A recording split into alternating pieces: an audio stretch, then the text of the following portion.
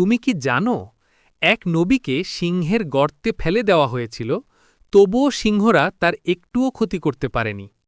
তিনি ছিলেন হজরত দানিয়াল আলাইহিসালাম। বনি ইসরায়েল যখন বাবিলের বাদশা বুখতুন নসরের হাতে বন্দী হল, তখন দানিয়াল আলাইহিসালামকে নিয়ে যাওয়া হয় বাবিলে।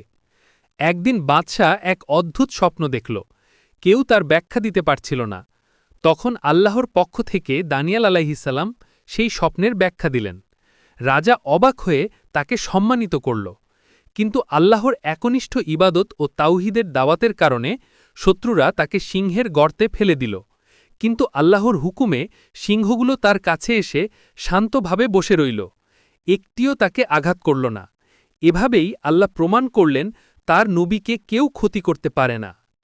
এই ঘটনা আমাদের শিক্ষা দেয়, যেই আল্লাহর উপর ভরসা করে, আল্লাহ তাকে এমন জায়গায়ও হেফাজত করেন যেখানে মৃত্যু নিশ্চিত মনে হয়।